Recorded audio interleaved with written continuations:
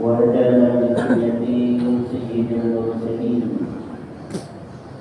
أشهد أن لا إله إلا الله وحده لا شريك له وأشهد أن سيدنا ونبينا محمدا عبده ورسوله لا نبي بعده اللهم صل وسلم على حبيبنا الكريم سيدنا ومولانا محمد وعلى آله وأصحابه وذريته أجمعين.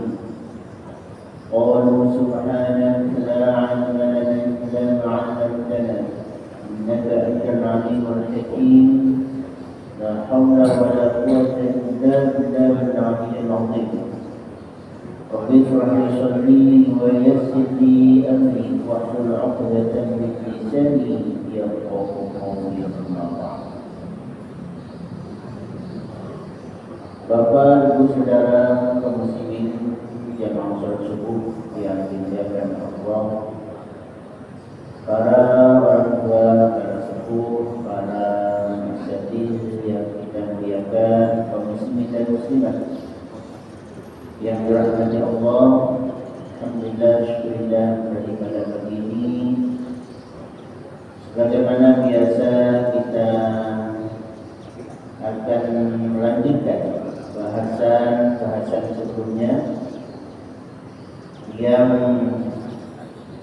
masih membahas tentang beberapa hal penyakit hati.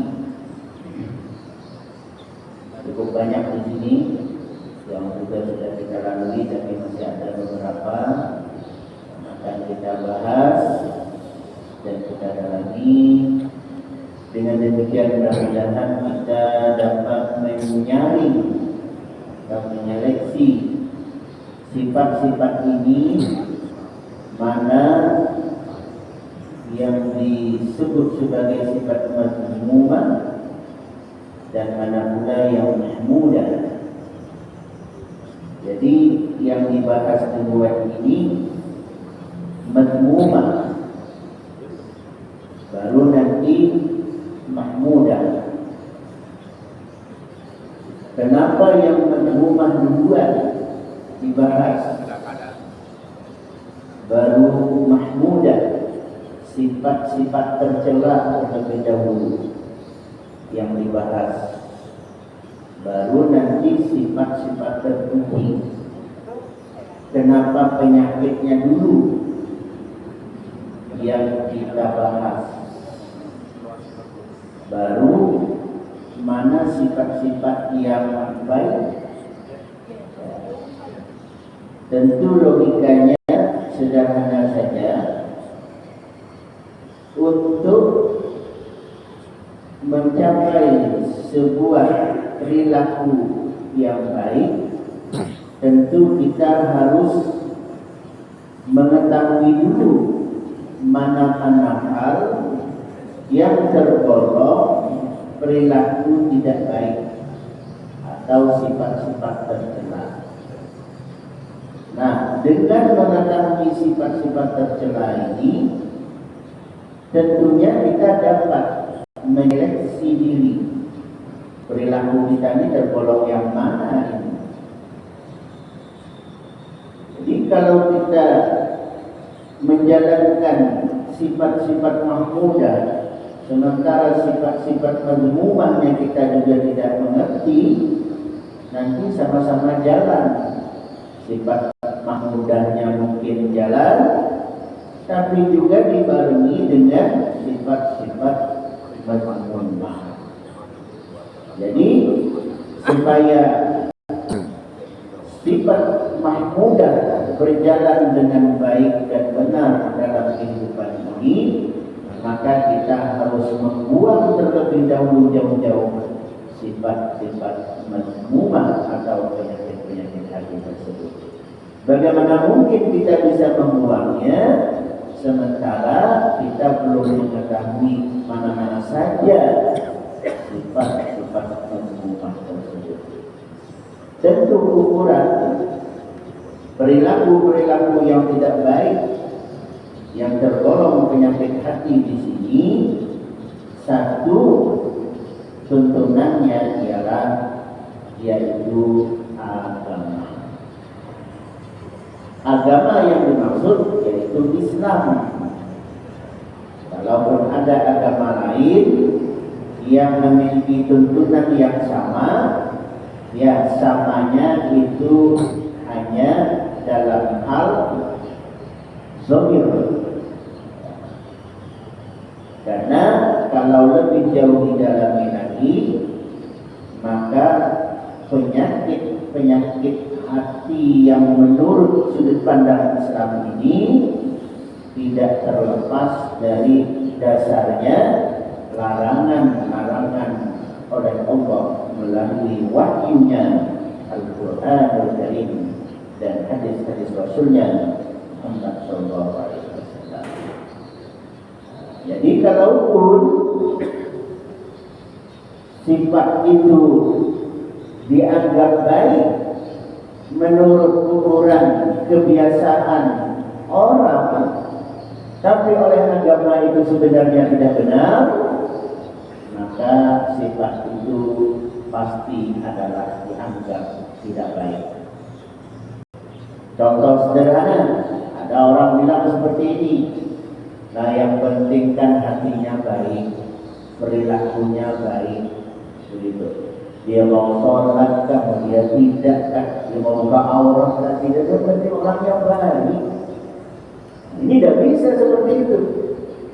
Sudut pandang ukuran baiknya itu menafikan ketaatannya dalam hal beragama. Yang tidak, tapi dia baik saja, baik dalam perilakunya, mungkin bersosial, ya, tidak marah-marah, tidak melakukan sesuatu yang dianggap merugikan orang lain. Tidak sholat kan tidak merugikan orang lain, ya. Jadi sehingga orang-orang ini baik kok. Ya. Walaupun dia kemana-mana buka aurat, tapi orangnya tidak merugikan orang lain. Dia tidak menyuruh, dia tidak merugikan orang lain, bahkan dia membantu orang lain, begitu. Nah, ini kita bisa bingung juga nih. Iya juga ya katanya. Apalagi kalau dibanding lagi. Sehingga saya juga ada orang yang rajin juga sholat rakaat, perilakunya mah. Akhirnya apa? Sehingga nanti yang muncul, kalau itu belum tentu benar juga dia taat beragama. Itu menurut sudut pandang zahirnya seolah-olah dia taat beragama.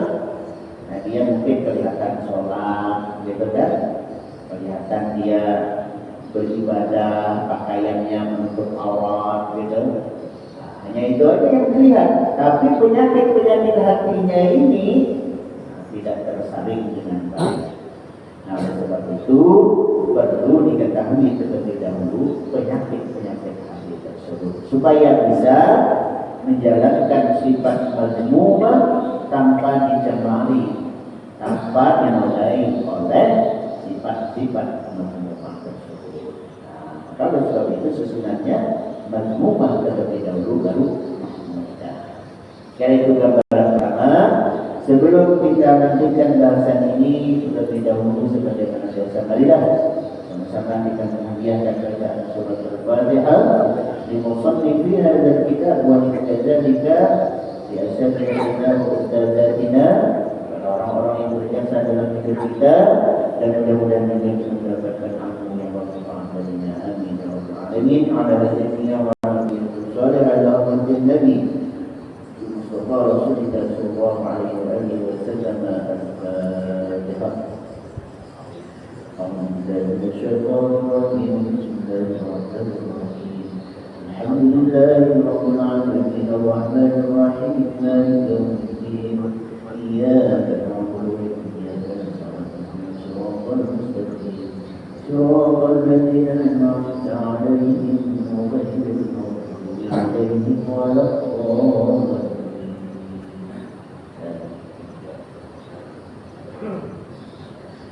Bismillahirrahmanirrahim. Qala al-musannif rahimahullah nafa'ana bi ulumihi fid dharain. Amin. wal khawdu fi ma la ya'nihi. Ini kita sempat baca judul minggu lalu. Al khawdu fi ma la ya'ni. Rupanya ini perilaku tidak baik juga. Apa itu? Berbicara sesuatu yang tidak berguna, tidak penting, tidak bermanfaat. Omongannya tidak ada sesuatu yang bisa diambil hikmahnya. Omongan sia-sia. Bahasa kitanya apa nih? Ngobrol ngawur ngidul. Nah, ini bahasa Jawa ini. Bahasa Banjarnya apa sih? Ngawur ngidul. Seingat saya itu bahasa Jawa ya. Artinya tuh pembicaraannya itu tuh setelah 1 jam ngobrol, ya memang sambil ngopi di warung. Kalau orang warung senang-senang aja kan, ya, kopi laris gitu kan, kopi habis. Cuma kadang-kadang kalau di warung belakangan begini, kesian orang yang mau datang belakangan pula ya. Orang warung mau membatasi jatah langganan tetap begitu ya. Sementara yang padahal 1 jam dia di situ tuh bayarnya sedikit juga kan. Secara bisnis ini merugikan orang. Yang lain mau masuk apa merugikan lain aja lah. Padahal dia ngetek itu kan air kopi sesegar gitu ya. Nah, padahal ada yang mau masuk tadi 1 rombongan lagi, mungkin 2-3 rombongan ya dalam 1 jam gitu tuh. Tapi dia duduk ngetek 1 jam gitu tuh. Nah, kan merugikan orang lain. Nah, itu bisa tuh obrolan ngawur ngidul namanya. Sebenarnya apa ya? Berbual-bual istilah bahasa. Tapi kalau berbual-bual dalam bahasa Melayu manusia itu ya berbincang-bincang yang juga bisa ada manfaat. Berbual-bual gitu mereka. Kalau bahasa kita orang Banjar mau berbual gitu ya. Yang diucapkan tuh campurannya banyak bumbu dustanya gitu. Berbual ini. Nah, pokoknya omongan yang tidak memiliki makna yang dapat diambil hikmahnya. Nah itu. Nabi Sallallahu Alaihi Wasallam ya, dalam sabdanya, min husni islamil mar'i tarku ma la ya'ni. Tarku ma la ya'ni. Di antara tanda seseorang itu dianggap sempurna agamanya, yaitu meninggalkan ma la ya'ni. Hadis ini umum, bukan hanya ucapan, tapi juga perbuatan, perilaku. Nah, ini tadi kembali kepada sifat. Ma la ya'ni, sesuatu yang tidak memiliki makna yang dapat diambil, dapat direnungkan, dapat dijadikan qudwah, dapat dijadikan sebagai teladan. Ucapannya gitu ya, dia tidak mau.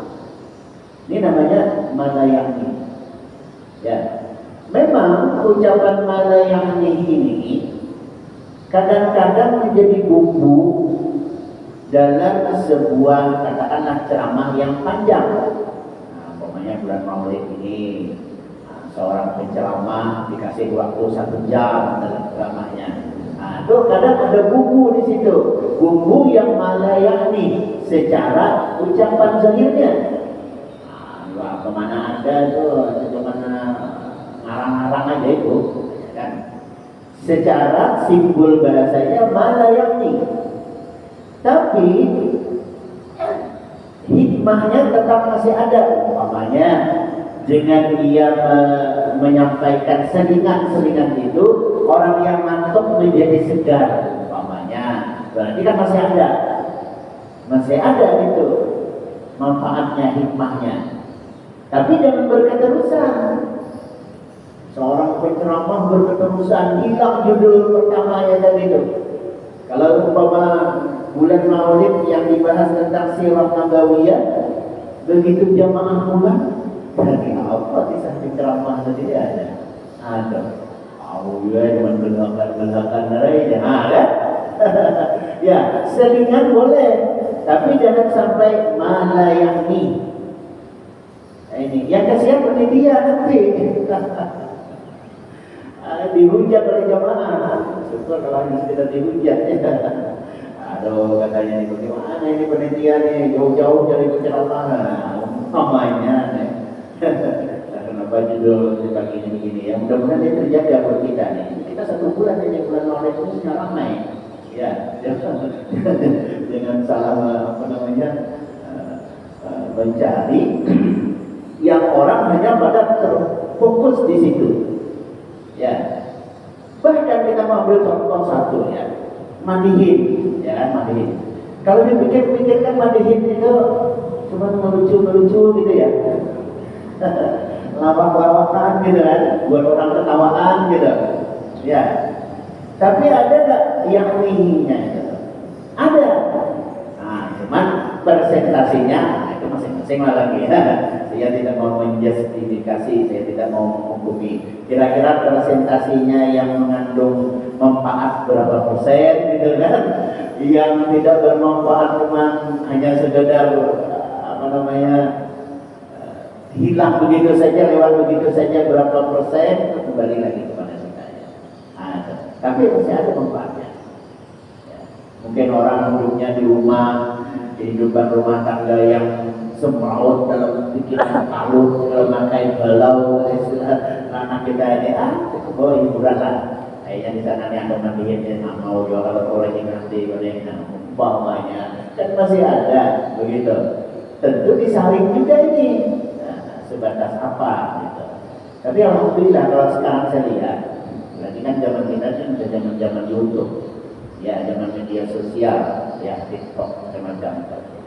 Ya itu ya sudah mulai bersamaan dengannya itu, umpamanya ada lantunan-lantunan sholawat, ajakan-ajakan orang untuk bisa ya merenungi nilai-nilai luhur beragama gitu. Tidak melulu yang malayani gitu kan. Dan kalau istilah bahasa orang belajarnya itu tidak melulu mencarut. Mencarut dan melihat ibu-ibu berdiri di sana kenal parut kalau lain deh. Itu Pak dibahas mungkin tersinggung itu kan. Allah aja lah. Tapi begitulah nasib orang nonton mandihin biasanya ya. Nah, tapi mindset mandihin modern sepertinya tidak begitu lagi saya lihat. Melihat yang tidak langsung lah, melihat pakai udah editan, diambil yang baik-baiknya aja, gitu kan? Nah, di media sosial itu. Tapi ya alhamdulillah, tentunya kalau memang itu benar, ya berarti ada pergeseran nilai ke arah yang ya tidak brutal. Bahasanya malayani tadi itu. Ya, memang budaya itu seperti itu. Jadi budaya itu tidak boleh dia stagnan. Pokoknya kalau dahulunya itu kehidupan sudah. Tidak bisa. Jangan kata budaya. Agama saja, agama. Hal-hal yang tidak prinsip. Dia harus melihat perilaku zaman. Ini agama. Tidak bisa, pokoknya orang dahulu kayak ini, tidak boleh kalau kayak ini. Agama tidak begitu, bro. Kalau tidak ada di zaman Nabi ini, salah bid'ah, neraka. Ya Allah. Padahal yang bicara seperti itu tuh hidup di alam modern yang tidak sadar, pakai cahaya lampu listrik begini. Kalau di zaman Nabi pakai lampu templok apa namanya itu, kayak obor aja gitu, tak minyak apa zaman dulu kita tidak tahu lah. Ya kalau dilihat gambar-gambar zaman dulu itu kan, atau video-video yang dibuat seolah-olah zaman dulu itu. Lampu dari mana? Cahaya api cuma, tak kayu, tak minyak, tak damar lilin, kayu itu. Damar kita itu aja hanya untuk menyalakan api. cahaya itu, buat asap rumah itu. Ya, kita bisa bayangkan aja zaman dulu itu. Satu malam saja kaki kita berjalan di lantai ini sudah hitam itu. Nah, itu zaman minyak tanah dan minyak solar. Ya, zaman kita sekarang begini. Nah, lalu harus disesuaikan kan agama itu dengan kehidupan modern ini. Ya, dalam bahasa kita sebelumnya, al-muhafadzatu 'alal qadim as-salih, memelihara sesuatu yang lama, tradisi sebelumnya yang baik, as-salih yang baik-baik. Wal akhdhu bil jadid, mengambil hal-hal yang baru. Kalau memang yang baru itu tidak bertentangan dengan norma dan ketentuan agama, aslah jika itu dianggap itu lebih baik dari apa yang kita pakai selama ini di zaman dulu dalam hal beragama. Tapi bukan hal yang prinsip, merubah jumlah hitungan sholat fardu rakaat, ini prinsip.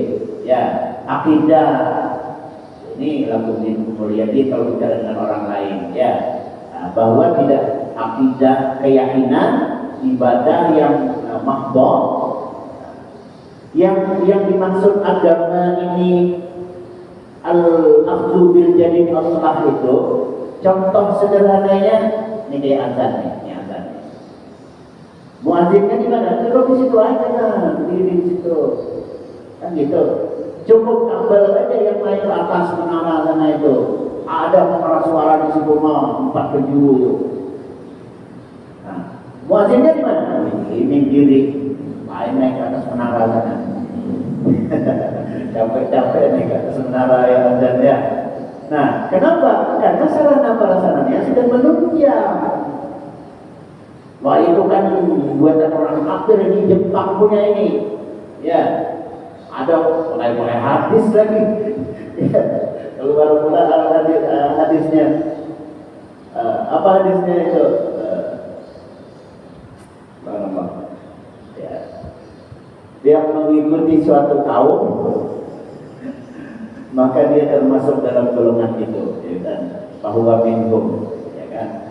Jadi orang yang mengikuti jejak suatu kaum, kebiasaan suatu kaum, satu kelompok, ya, maka ia menjadi kelompok itu. Itu bahasanya panjang, ya. Belum tentu harus kalau mereka seperti itu kita begitu juga, lalu menjadi tidak boleh, ya. Nah, itu bahasanya banyak. Tidak langsung kita putuskan menurut ukuran pribadi-pribadi kita saja. Ya, oke lah ini buat Jepang. Tapi teknologi ini adalah salah satu di antara kegunaannya itu adalah hubungannya sosial. Ya, bukan akidah. Ini tidak kena mengenal dengan akidah. Ya, ini kehidupan bersosial. Jadi dalam beragama itu, yang lana amaluna walakum amalukum, satu akidah. Yang kedua apa? Ibadah. Lana amaluna walakum amalukum, tuh udah bisa tuh. Akidah, keyakinan. Ya, udah bisa kongsian. Ya, hari ini saya yakin Tuhan saya la ilaha illallah. Besok, oke, kita kongsian. Nggak bisa dalam hal kita. Dan amaluna walakum amalukum lakum dinukum waliyadin. Yang kedua ibadah. Nah, ibadah. Ibadah ini prinsip, termasuk hal-hal yang menunjang dalam ibadah. Yang ribut sehari 2 hari kemarin apa? Gara-gara paus datang. Apa himbauannya itu? Supaya azan tidak dikumandangkan. Betul, begitu bunyinya. Karena Istiqlal selalu berdekatan dengan katedral. Kebetulan paus di situ sedang acara. Ya, kalau kebetulan pas masuk waktu, ini suara jangan terdengar suara azan. Ya, ini orang terlalu fobia namanya, fobia agamanya terlalu berlebihan. Padahal si pausnya sendiri loh, Membawa apa? Membawa kedamaian, membawa misi perdamaian, keseragaman. Ya kalau seragam bagaimana? Ya, yang azan, ya kan? Yang mau yang penting kita saling memahami. Ini bagian kami, ini bagian kami. Oh ya bagian situ silakan. Itu bukan berarti karena bagian situ kami stop. Begitu, itu tidak seragam namanya. Mindsetnya beda, jadi salahnya di situ. Nah, ya kan? Sehingga diprotes. Justru kalau seandainya mungkin bertanya, gimana nih Pak Paus? Kami ini tetap azan kan kira-kira nih di situ acaranya atau parai kan nih. Insya Allah nih Paus ini kan bukan orang sembarangan juga nih Paus ya. Pasti dia akan ya kalau bicara dia membawa misi perdamaian dan itu tadi melihat Indonesia ini banyak agama tadi. Insya Allah nih bahasanya tuh lana amalun awlakum malukum jalankan dan kami. Itu begitu. Kita yang fobia, kita yang ketakutan. Agama mayoritas ini. Di negeri yang agama mayoritas, ya, terlalu fobia dengan, ya, itulah kenyataannya. Nah, jadi kita kembali dari modern ini. Ini tidak bertentangan karena yang tidak boleh kongsian itu akidah ibadah. Muamalah, ya. Muamalahnya di mana? Mikrofon ini nih. Kita begini. Kita beli dari mana? Di Jepang. Itu muamalah ya namanya. Ya. Ya, boleh nggak dalam modern nih? Nih, boleh nggak nih? Kalau nggak boleh ampas saja nih. Belum pagi. Jadi kalau orang yang ngomong tadi itu, ya terlalu sempit cara berpikirnya tidak ada di zaman Rasulullah. Sementara orang kritik jualan gini. Padahal ini di media sosial juga ngomong seperti itu.